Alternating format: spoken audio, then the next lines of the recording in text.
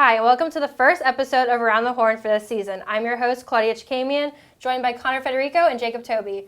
How do you guys feel you're here in Wareham for the season?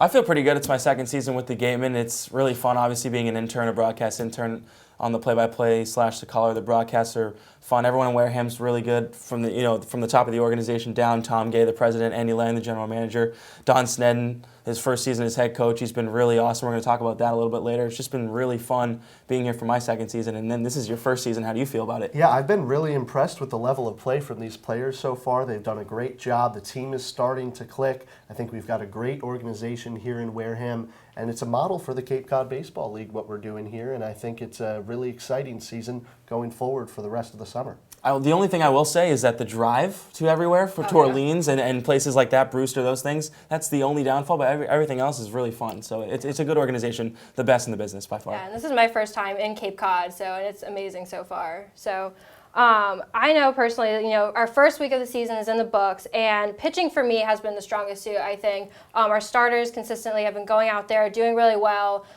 Some bumps in the road so far, but I think pitching has been strong. So who do you think has stood out to you on the pitching side? Well, I'll go with Justin Glover out of Georgia, the kid out of Georgia. I mean, he really impressed us for his Falmouth a couple games ago. He pitched 5 innings, 1 hit, no earned runs, 4 strikeouts. The biggest thing to me was he didn't walk anybody, and that's what you love to see here on the Cape. You're going to face some really tough bats, and you're obviously going to face some really tough pitching too, and Glover was that. Really tough, didn't walk anybody. His fastball command was on point. You love to see that. And his secondary stuff was good. His changeup, curveball mix was on point. And again, that's what you're looking for. You're looking for improvement throughout the season. You surely got that out of Glover. The kid out of Georgia, he's had a great season at Georgia, and he just comes here and impresses for head coach Don Snedden and pitching coach Jim Lawler. And I think you can easily build off that. 5 innings is maybe the max you're going to see out of a starter on the Cape. Maybe 6. We saw last year with Gunnar Leger on the Wareham Gatemen. He went 6 innings. That was the longest I think a starter went last season.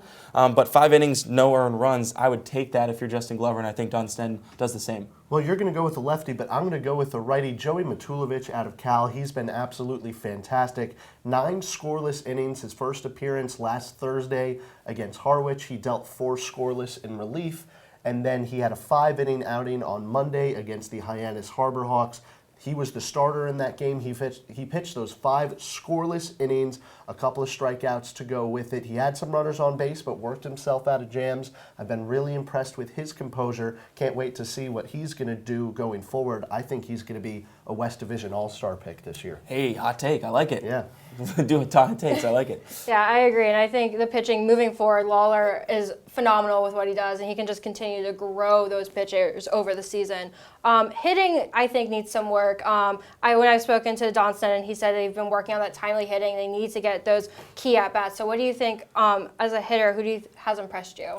Well, I think that the speedy guys in this lineup have been really good so far. Brandon Lockridge at the top, the second baseman out of Troy, whether he's playing second base or whether he's DHing, he's been doing a great job at the top of the lineup, creating offense.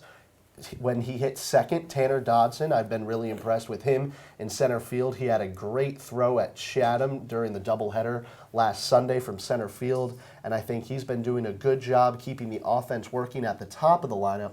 More towards the bottom of the lineup, I think the UConn outfielder John Topa has been really fantastic. He's been stroking the ball well, just getting base hits. He had an extra base knock on Monday against Hyannis, and I think those guys are going to be really good for the Gatemen moving forward. It's just some of the other guys in that lineup that need to deliver. Yeah, one of those guys that needs to deliver, Robbie Metz. He's went through an 0-for-12 stretch recently, and a guy that's coming back for a second season with Wareham. And I think he will come out of this slump because he knows how the Cape League works. He knows that you're going to see a lot of tough pitchers, but he knows how to work key at bats. He's also a guy that has a lot of speed on the base paths, was 4th in stolen bases last year for the game, and so I think he'll find his niche and find his stretch as he continues to play second, third, outfield. You'll see him in all these different positions, maybe even pitcher again as we saw last year. Andy Shattuck, a guy that's been struggling as well. He went through an 0-for-14 stretch, but I think he can find his niche as well, and he plays a multitude of different positions as well. I liked how you said Tanner Dodson, though. Really versatile. He also pitches, and that's the thing. Don Snedden has got a group of players that can play so many different positions, and it's so good for the Gatemen because you're going to have guys coming in from all over the country that can play so many different spots, and it's great. Your catchers are rotating between first, third, and playing catcher, and it's just it makes your lineup card easier to fill out if you're Don Sneddon, I think. Yeah, those catchers, Anchia McIver, who had a home run against Chatham, and also a 3-for-5 day earlier this season, and Blake Sabol, I thought those three have been fantastic so far. The catchers all around the lineup, first, third, DH, wherever you need them, like you said, I thought they've been great. And the one other thing about the catchers, they're all pretty athletic, I think. Yeah. Especially McIver on the base pass. He was leading the Gatemen in stolen bases. Blake Sabol, who's at first base, we saw him range out a couple of times, make some nice plays, and Anchia behind the plate's been pretty good overall. So I think the athleticism on this team is great. Again, like you said, Tanner Dotson's playing center field versus Chatham was just a very, very athletic play, and you're going to see that throughout the whole Gatemen team throughout the season. Mm-hmm. Yeah, so Sneddon definitely has the versatility and the players to make it work, but what do you think really needs to be improved on the next few weeks to get back on track? It is just the hitting. I mean, getting on base, Connor talked about it beforehand. Small ball has been working. That's just the runners in scoring position need to be driven in. It's really it's simple, but it's what has to happen. The runners need to score for you to get points on the board or runs on the board, if you want to say that. So get your runners, move your runners on base and just score the runs. And maybe early on in the games, because the pitchers have, for the most part, been good, like Glover. Glover didn't get any run support in that game, and it showed. Neither did Matulovich Monday night. Exactly. So. And I think that the small ball has it's been working so far. If you get that leadoff guy, he steals a base, you lay a bunt down, you're getting the runners in scoring position, like you said. That's really the thing they need to work on. So I agree with you there. But Don Sneddon, I think he's doing a great job so far in his first season. You bring that small ball strategy to Spillane Field, where the fences are so far that you're not going to be hitting a lot of home runs. I believe it's 412 at the center, so that's tough. So why bring in those power guys if you're Don Sneddon and the Gatemen staff? Bring in those finesse sort of players who can drop a bunt, who bring in the three catchers, each of them that can steal a base. Yep. So I think he's been doing a good job in that sense, bringing in the right players to fit the system that he wants to play, that he's been doing for 40-plus years at Santa Ana College.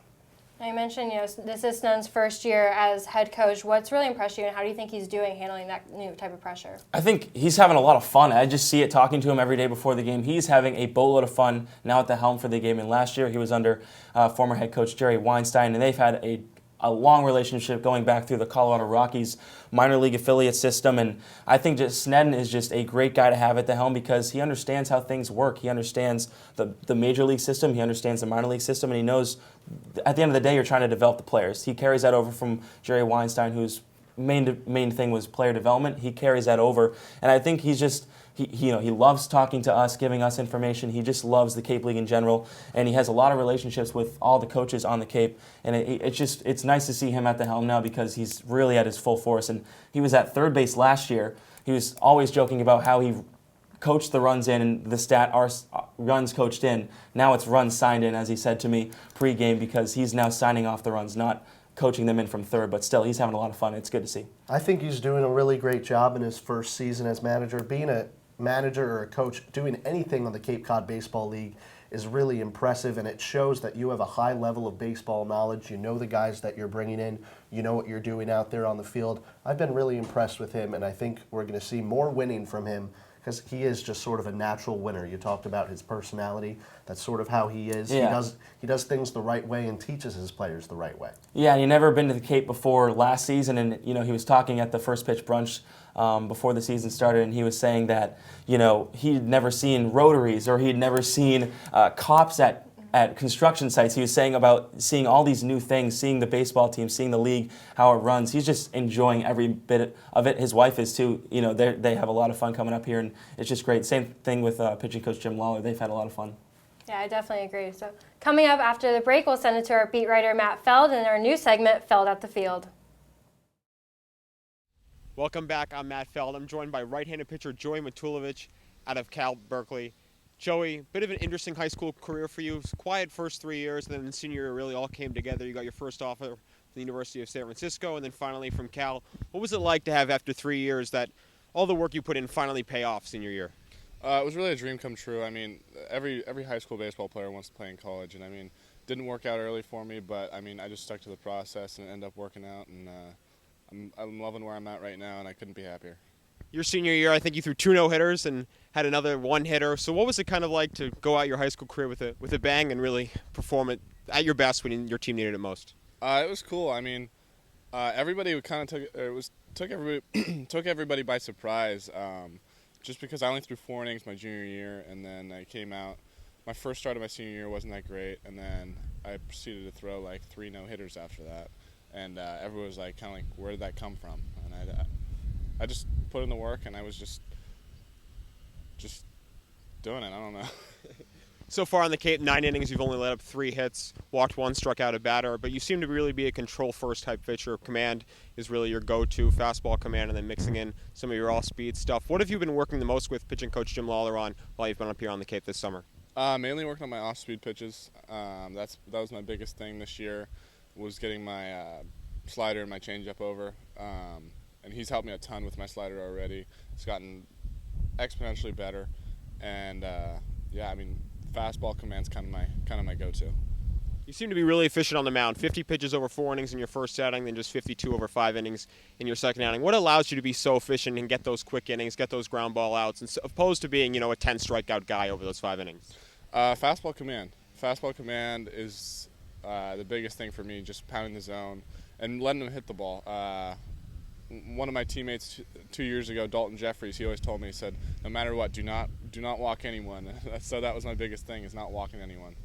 You're out here with a teammate of yours in Tanner Dotson, center fielder and all pitcher. How much of a help is that when you're trying to make the adjustment to the Cape League, facing a whole new group of hitters, kind of meeting a new group of guys, but at least you have some along with you that you've played with back at school? Oh, that's really nice. I mean, Tanner's one of my best friends at school, so we got to fly out here together, and we're not living together, but we're together all the time. And it made it a really easy adjustment coming out here and playing, because you have a familiar face. As a pitcher, when you're facing most of the same hitters for most of the year, because you're seeing the same kids in the conference, you guys have loads of scouting reports on these guys' videos. Is it difficult to come out here and then face a whole new group of pitchers? Maybe you don't have the same in-depth report on them that you do back at school? Honestly, I kind of like knowing less about hitters. It makes me feel more confident, because I'm not worried about, I have to go inside on this guy or throw this guy a breaking ball first pitch. Kind of just going to go with the flow. I mean, so I feel pretty comfortable without knowing anything about him. And lastly, I'm sure you have a goal of playing professional baseball one day down the road. What's the biggest thing you'd like to improve on personally as you head back to school and try to, eventually achieve that goal of being a professional baseball player? Definitely just polishing up my off-speed pitches. That's my biggest thing right now. Fastball command is there, velocity's getting them back up there, and just the off-speed pitch is going to be the biggest thing. Well, thanks so much, Joey, and we'll be back with more after the break. Welcome back to Around the Horn. Now let's send it over to Sam Corman, who caught up earlier this week with the Wareham Gatemen at one of their reading events at a local middle school. Good night bat, good night mitt that reached up high and caught a fast hit. In the packed schedules of Rochester Memorial School's days, the kids welcomed some special guests from the Gatemen in the team's annual player reading event. Some of these future baseball stars were beyond thrilled to have their local role models in their own library. They told us that practicing is very important, and I believe that it is, and now I realize that I need to practice a lot more. We play for the Tri-Town, Marion, Mattapoisett, Rochester. Yeah, right now I play for the White Sox, but I'm starting last year. I played all-star baseball for Rochester, and it was really fun. Yeah, I'm on this team. Among the Gatemen present were UConn's Mason Fioli and John Topa, Bradley's Andy Shaddad and Ben Olson, and UMass Lowell's Andrew Ryan. Ryan actually attended Rochester Memorial School just a few years ago. It's pretty cool. They all look up to you, and they want to be in your position someday, and they want to get the most out of you. It's important for us to be able to instill something in them and give them a idea of what it's like to be in our shoes. Sandwiches, drinks. There you go, Billy. Come on, fellas, keep up that chatter for Billy. Play it out of the park. It's pretty funny, like walking down these hallways. You start to get memories and stuff of back when you were in grade school. And I never thought I'd be in the position I am now, but it was a lot of fun back then. And I recognize most of this growing up in this town. And it's a lot of fun. Any of you guys play baseball? Rochester Memorial School Library Director Sandy Solauer said that the kids look forward to this every single year. It's one of their favorite days when the Gatemen come here to read to them. Today they read to children in grades kindergarten through 3rd grade, and she said that the best message is the ones of self-determination and hard work that help the players get to this point in their baseball careers. Reporting from Rochester Memorial School in Rochester, Mass., I'm Sam Corman. After the break, we'll preview what's coming up for the Wareham Gatemen. Welcome back to Around the Horn. Now, before we wrap, let's preview the upcoming week. What do the Gatemen have coming up this weekend? Well, they're going to be home against the Orleans Firebirds, and then they go on the road to the Falmouth Commodores, and then they will be home again for a doubleheader against the Harwich Mariners. So all 3 of those teams are clubs that the Gatemen have seen before this season. They'll play 3 games against the other division, the East Division, and then they'll play that one at Falmouth that's against their own division. Those games are especially critical because you're fighting for those standing spots, and right now the Gatemen and the Falmouth Commodores are fighting for one of those last playoff spots, even though we're in June right now. It's a little early for that, but hey. Come August, it's very important, and every game matters. Even the doubleheader, they're 2 7-inning games. The Gatemen lost both to Chatham on Sunday, so now this Sunday they're going to be trying to bounce back, and it would be huge for the Gatemen to take 2 of those. They already beat the Harwich Mariners 9-0 this season. Harwich has been struggling a little bit since we saw them. And I think it would be a really good confidence booster if they could win both of those games. If they take 1-1, that's fine, but you just want to see the Gatemen have a really successful weekend. The weekend games in the Cape Cod League, that's when you get all the fans out to the field, and that's when it's really exciting. And those are the games that in your heart matter the most, but in the standings, they just count for 1. But I think this weekend, the Gatemen could be really successful moving forward if they play their cards right in these 4 games. And you talk about the weekend games being the most popular games. Watch out for the traffic, because that will also get you, for us especially driving all the way to where we'll be going. You mentioned the Falmouth game. That'll be an important one because Falmouth coming off that walk-off loss at Spillane Field, so they're going to want some, they want to win that game obviously for a boatload of reasons. But we got a couple guys coming in this week and maybe next week for the Wareham Gatemen. Tristan Pompey, I'm really psyched to see this guy play out of Kentucky. Had a great season, had a great NCAA tournament. He will be in the Home Run Derby, we just learned, for the NCAA. So it's not known when he will be here. Will he come here and then go to the Derby? What do you think about that? I mean, it's tough. Well, if he can hit them out at TD Ameritrade Park in Omaha, then he'll certainly be able to hit them out at Clem Spillane Field. So whenever he goes to the Home Run Derby, and we said it's July 1st, it's going to be really exciting to watch him hit those baseballs out of the park. And if he does, expect for him to carry that over to Spillane when he gets here. And that'd be great because he could also maybe enter the Home Run Derby for the Cape Cod Baseball League All-Star Weekend, which will be at Spillane Field. Also, Griffin Roberts, he is here. Excited to see him pitch. He's the closer for Wake Forest, just nasty stuff. Had a 2.19 ERA this season. Brett Canine, who just lost to Cal State Fullerton, just lost to Oregon State in the NCAA tournament. So excited to see Canine pitch here in Wareham for the 2nd straight year. Yeah, closer with Titans, and then he was a starter with the Gatemen this past summer. Really, it'll be interesting how Don Sneddon and Jim Lawler choose to use him, but he's a great chip. He's going to be a really powerful piece in the bullpen or on the mound or whatever he does for the Gatemen this year. I'm really excited to see him in that new handlebar mustache. I don't know if you've seen, but yes, it looks pretty good. We'll a see. couple pitchers on that staff had the mustaches. Yeah, so the Titans had a really miracle run to the College World Series, winning the Stanford Regional and then beating their Big West rivals, Long Beach State. So